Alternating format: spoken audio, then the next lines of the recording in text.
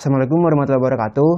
Gimana, apa kabarnya nih calon wargi FEB Jumat siang ini? Semoga kabarnya tetap baik-baik aja, tetap sehat. Juga kalau misalnya mau keluar tetap terapin protokol kesehatan dimanapun kalian berada. Dan juga bagi yang menjalankan puasa, tetap semangat puasanya, semoga lancar nih. Kita bentar lagi udah deket hari raya ya. Nah, selamat datang kembali sebelumnya di acara Open Day FEB ini ya, khususnya di hari Jumat ini yang dikhususkan untuk program studi sarjana terapan. Nah, khususnya di sesi ini nih teman-teman, saya bakal nemenin teman-teman untuk ngebahas dan ngulik terkait program studi sarjana terapan akuntansi sektor publik.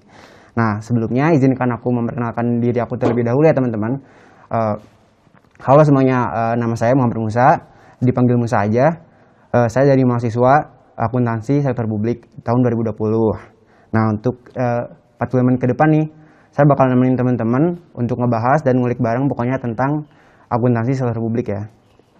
Nah, sebelumnya nih aku mau ngasih tahu nih ke teman-teman ini, biar teman-teman gak ketinggalan info-info penting ya terkait mungkin penerimaan mahasiswa baru, terus juga SMUP atau mungkin kegiatan-kegiatan dan seminar-seminar gitu ya. Teman-teman bisa banget follow Instagram @FEB4 di @FEB4, terus juga teman-teman bisa follow IG Studio FEB4 di @studio.feb4, atau teman-teman bisa banget nih kunjungin websitenya di studio.feb.unpad.ac.id.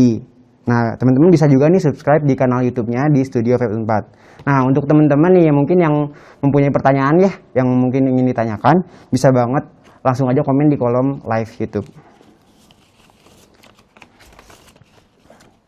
Nah, oke, tanpa berlama-lama, langsung aja kita masuk ke acara utama ya. Nah, tapi sepertinya kalau misalnya cuma denger saya ngobrol doang, kayaknya bakal bosen ya. Nah, tapi tenang aja, saya udah nyiapin nih video-video tayangan tentang akuntansi sektor publik. Nah, biar teman-teman gak bosen, teman-teman bisa menyaksikan video tersebut. Silakan teman-teman, selamat menyaksikan.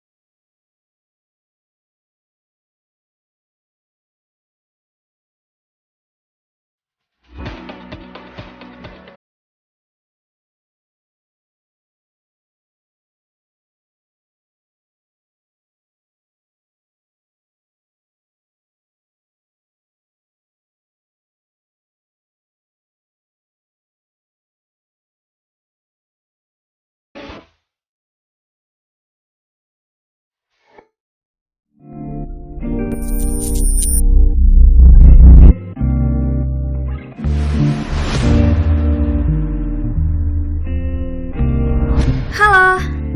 tahukah kamu tentang akuntansi sektor publik? Atau kamu baru mendengarnya? Yuk, simak video berikut untuk membantumu mengenal akuntansi sektor publik lebih dalam. Universitas Padjadjaran menyelenggarakan jurusan tersebut karena visi Universitas Padjadjaran dalam menjadi pusat keunggulan pengembangan ilmu dalam bidang studi akuntansi sektor publik di Indonesia pada tahun 2026. Akuntansi sektor publik adalah bidang yang mempelajari sistem akuntansi dalam lembaga publik. Lembaga publik yang dimaksud adalah pemerintah pusat, pemerintah daerah, berbagai yayasan, dan partai politik. Bahkan, rumah sakit dan bidang pendidikan pun menggunakan sistem akuntansi ini. Nantinya, lulusan akuntansi sektor publik ini bisa bekerja di pemerintahan pusat dan daerah juga loh. Bisa juga mengabdi untuk negeri dengan bekerja di BPKRI dan BPKP. Masih banyak juga kantor akuntan publik dan organisasi nirlaba yang membutuhkan peran kami. Institut Akuntan Publik Indonesia mengungkapkan Indonesia kekurangan jumlah akuntan publik dan masih membutuhkan profesi tersebut dalam jumlah besar. Oleh karena itu, Universitas Padjadjaran membuka program studi ini untuk merespon kebutuhan pasar.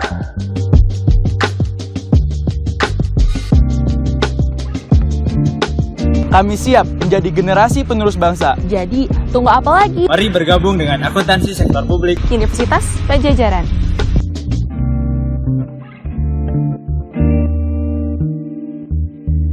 Terima kasih sudah menyaksikan. Kami tunggu di Akuntansi Sektor Publik, Fakultas Ekonomi dan Bisnis, Universitas Padjadjaran.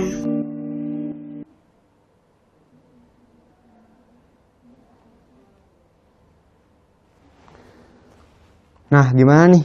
Tadi teman-teman habis lihat videonya, Pak. Semoga tayangan tadi bisa bermanfaat ya buat teman-teman dan bisa menambah wawasan teman-teman terkait akuntansi sektor publik. Nah, tapi saya yakin nih, teman-teman pasti banyak banget yang mungkin ada yang bingung ya, atau mungkin ada pertanyaan gitu terkait akuntansi sektor publik ya. Kayak mungkin ada yang belum tahu itu apa itu sektor publik, mungkin ada yang belum mengerti sarjana terapan. Nah, tapi tenang aja teman-teman, ntar kita bakal bahas bareng-bareng. Nah, tentunya di sini aku nggak bakal bahas sendiri dong.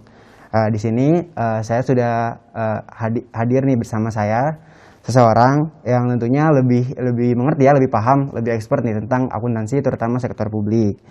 Nah, selamat datang Pak, Bapak Ivan Yudianto, SE AK MSI. Selamat datang, Assalamualaikum warahmatullahi wabarakatuh, selamat siang dan salam sejahtera untuk kita semua.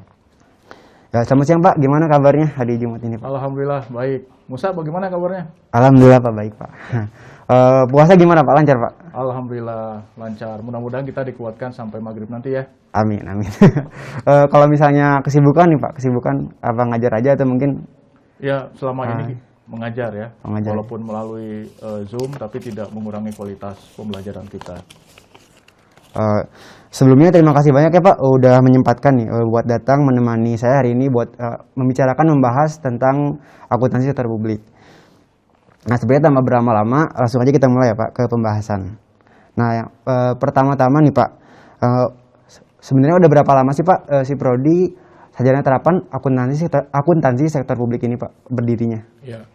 Program studi sarjana terapan akuntansi sektor publik ini termasuk program studi yang baru di Unpad ya. Kita berdiri tahun 2019 gitu ya.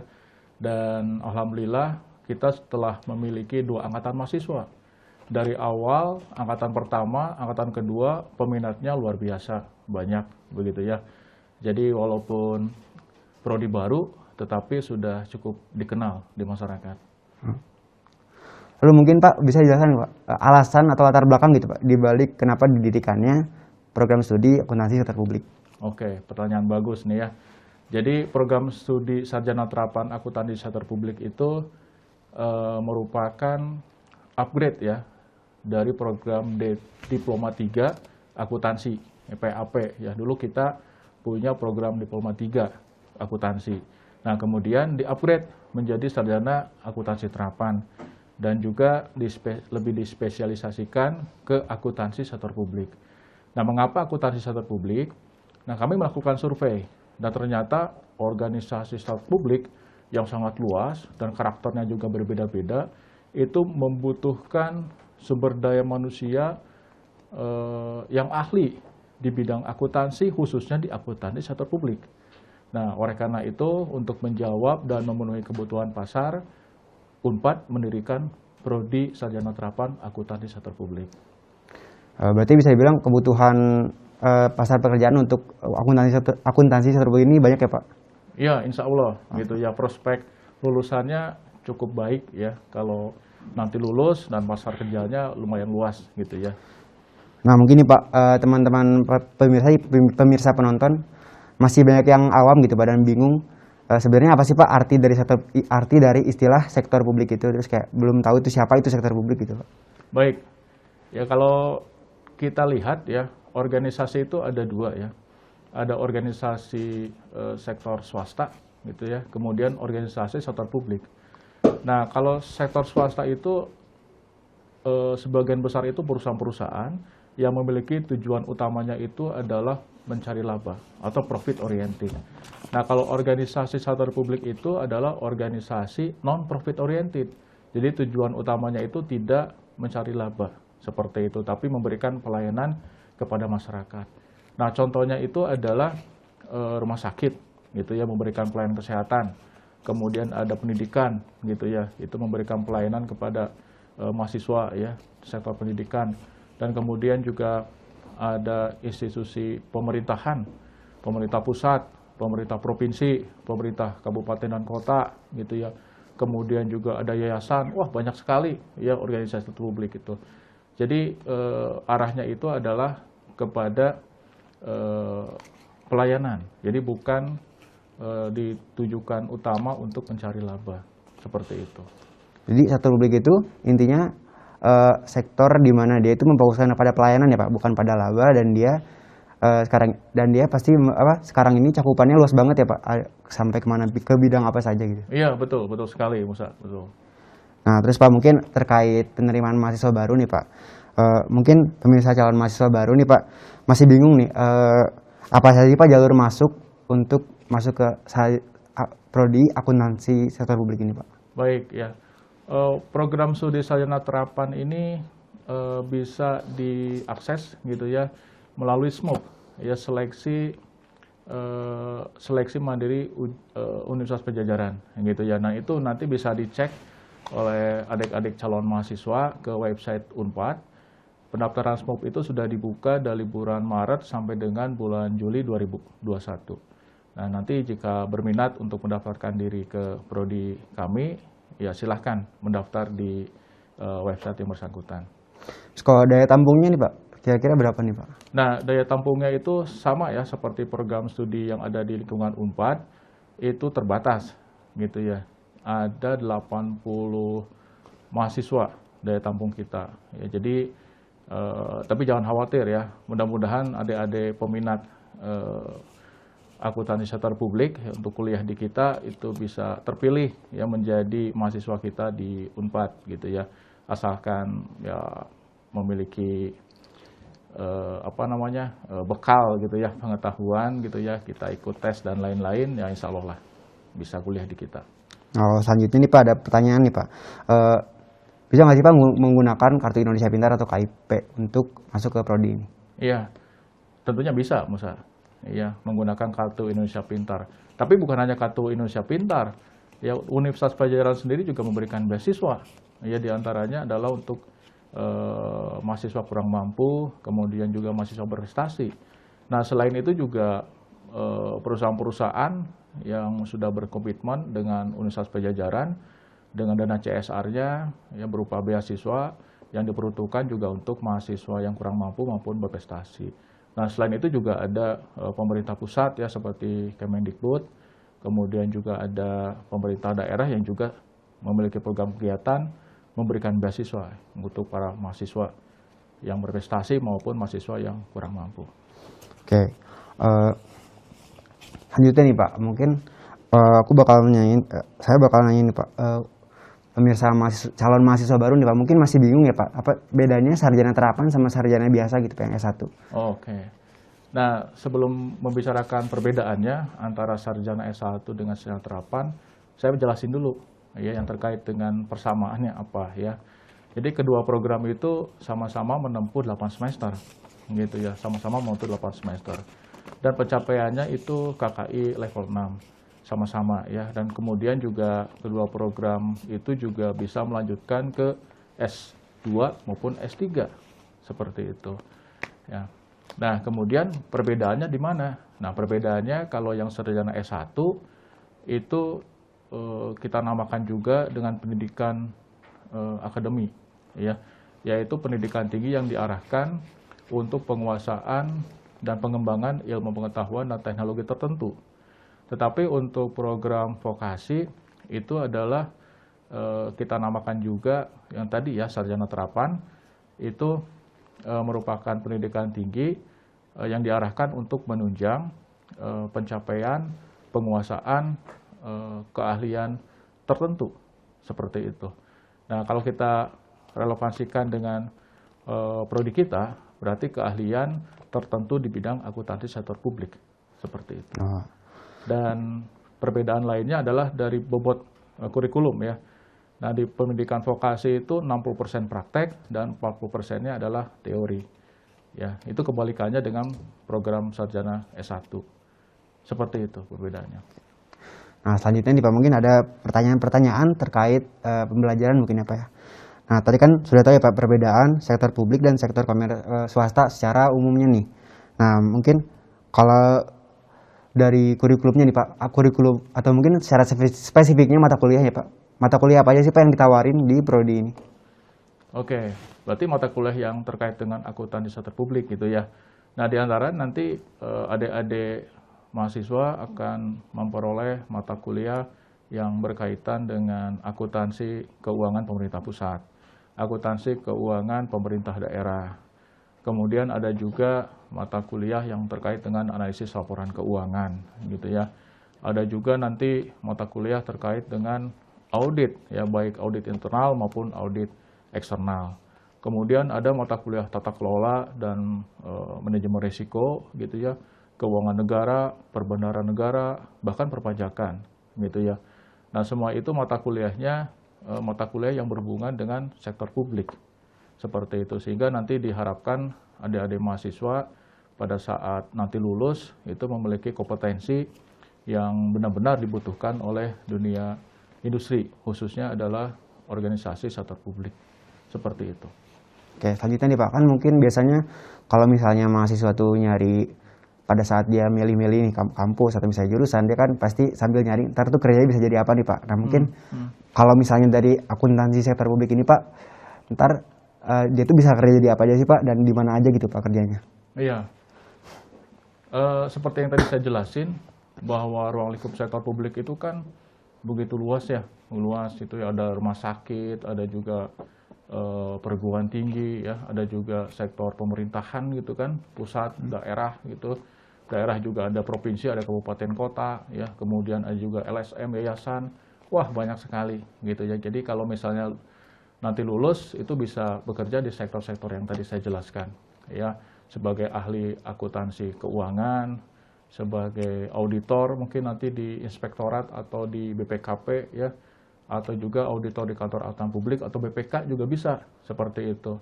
Dan bahkan juga di kita juga ada mata kuliah yang terkait dengan kewirausahaan, dan itu juga mudah-mudahan mahasiswa juga nanti tertarik untuk membuka usaha ya, misalnya menjadi konsultan dalam bidang akuntansi sektor publik. Nah, itu memungkinkan seperti itu. Jadi jangan khawatir ya. Jadi lapangan pekerjaan sangat luas gitu yang bisa dimasuki ya oleh lulusan-lulusan dari prodi sarjana terapan ini. Nah, selanjutnya nih Pak, mungkin teman-teman juga ada yang penasaran gitu, untuk dosen-dosen atau tenaga pengajarnya di prodi ini gitu Pak, itu latar belakangnya dari mana aja sih Pak? Ya, betul. Jadi dosen-dosen di kita itu ada dua ya, ada dosen praktisi dan ada juga dosen tetap FEB Unpad. Nah, dosen praktisi juga berasal dari berbagai kalangan ya. Ada yang dari pemerintah pusat, ada dari pemerintah daerah, ada juga dari rumah zakat ya, ada juga dari perguruan tinggi juga ada gitu ya. Kemudian juga dari kantor akuntan publik ya, ada juga yang berasal dari konsultan pajak. Jadi berbagai kalangan praktisi ya mengajar di kita. Dan di dosen tetap juga adalah dosen tetap yang sudah memiliki sertifikasi dan sudah memiliki pengalaman sebagai tenaga ahli di berbagai organisasi sektor publik. Jadi jangan khawatir dengan kualifikasi dosen di kita, insya Allah benar-benar qualified gitu ya. Nah, terus untuk bagaimana sih Pak penerapan kampus Merdeka di program studi akuntansi sektor publik ini Pak? Iya, nah kurikulum kampus Merdeka itu adalah sebetulnya kurikulum baru ya, kebijakan dari Menteri yang sekarang ya Pak Nadiem Makarim. Dan kita sudah mempersiapkan kurikulum kampus Merdeka ya di semester 6. Ya, nanti mahasiswa juga bisa memilih apakah memilih kurikulum kampus Merdeka atau tidak. Silahkan dipilih nanti ya, dikonsultasikan dengan dosen wali masing-masing. Nah, kalau kita memilih kampus Merdeka pun ada pilihan ya, ada magang misalnya, magang di organisasi sektor publik, kemudian bisa juga magang di pemerintah desa, bisa juga mengambil mata kuliah tertentu ya di luar program studi, kemudian juga bisa magang di tempat-tempat yang lain lah yang terkait dengan organisasi sektor publik tadi. Nah itu kampus Merdeka kita sudah rancang kurikulum terkait dengan itu. Nah bicara tentang magang nih Pak, untuk di Prodi D4 akuntansi sektor publik ini biasanya dimulai dari semester berapa sih Pak? Ya. Terus apakah akan dibantu oleh pihak Prodi? Oke ya. Jadi magang itu di semester 5 yang tadi kampus Merdeka pun ada magang, tapi itu kan pilihan. Nah, yang wajibnya itu ada di semester 7, 3 bulan magang. Ya. Nah, UNPAD itu lewat CDC, UNPAD, itu ada nanti bagi mahasiswa yang ingin magang, itu bisa apply ke CDC UNPAD, untuk kemudian nanti disalurkan ke berbagai entitas yang bekerja sama dengan UNPAD. Selain itu juga program studi juga sudah menginisiasi kerjasama dengan berbagai organisasi sektor publik, gitu ya. Nah, insya Allah kedepannya juga kita akan bantu ya yang terkait dengan program magang tadi, jadi membantu untuk menyalurkan mahasiswa ke berbagai organisasi sektor publik yang bekerja sama dengan program studi sarjana terapan ASP ini. Berarti kalau di D4 ini magang tuh malah diwajibin ya Pak ya? Wajib. Terus juga dibantu juga. Wajib ya, karena magang itu akan memberikan dampak positif ya.